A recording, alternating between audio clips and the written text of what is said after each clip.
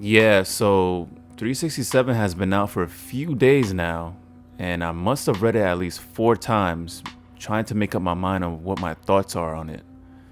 After the releases of 365 and 366 last month, I wanted to wait and see what was going to happen with the next issue since these were the first two sort of test runs without Media's influence. This is unfortunately going where I hoped it would not. Let's break it down.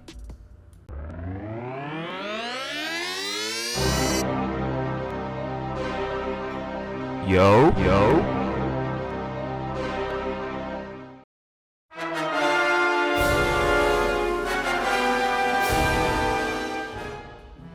367 leaves off with Guts is still battling Zod, and in the midst of that altercation, we kinda get a cut to Serpico, Danan, Isma, and Ishidra together on another part of the island.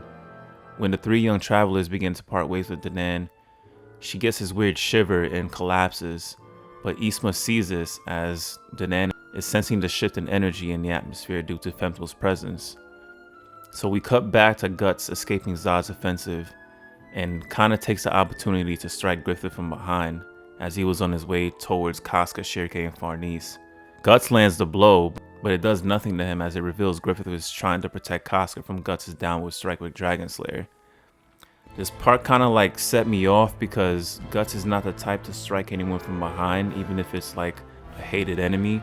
And then at the same time, Guts is one of the most aware people on the battlefield, especially when it comes to protecting Casca. So I don't think he would have went to try and strike Griffith if he knew he was going to hit Casca at the same time. While shocked and petrified from this sight, Guts is shaken by a mysterious force as like cherry blossoms on a tree begin to blow off and all the branches become bare. Guts' sword kind of slides off Femto's body, and when the tip hits the ground, the earth opens up beneath him as evil spirits erupt from below the surface while Griffith walks away with Casca. And that's pretty much it. So like again, we get barely any content and dialogue in another pivotal chapter that is crucial to Berserk content. I don't get what is going on here. Now, as much as I'm content with having more and continued Berserk content, I always knew something was going to be off. I said it in my review of 364, the literal last chapter that Meteor had the opportunity to work on, that I didn't really believe it would be a good idea to continue the story and manga without the creator. That I felt the imagery and story progression was not going to be the same, but most importantly, fear that Berserk was going to get exploited to perversion of the classic material we've come to revere. Unfortunately, this is what I'm exactly seeing here. For example, where we will get a chapter released that would comprise of at least between 25 and 30 pages of content, these last 3 chapters have almost and barely provided half of that amount, with 366 providing exactly 15 pages of content with barely any dialogue, including the credit page. While we are getting more content on a monthly basis, it's sorely disappointing that we are getting more releases with half chapters being labeled as full, and quite frankly, it's kind of insulting. I kind of looked over this in the previous chapters in hopes of it evolving to be better, but the imagery is poorly managed and barely reflects the effort and consideration media put into the visualization of Berserk's story. Character models, you can tell, are easily off and not proportioned to be in the same vein as how media would scale and animate them. For example, Ishidro, he's supposed to be like this scrawny 14-year-old kid, but in 367 he's mad bulky.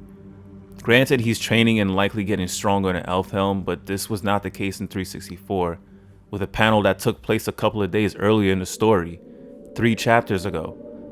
The shading and cross-hatching work is subpar compared to how media executed them in the past, with barely any consideration for simplicity and movement and shadows.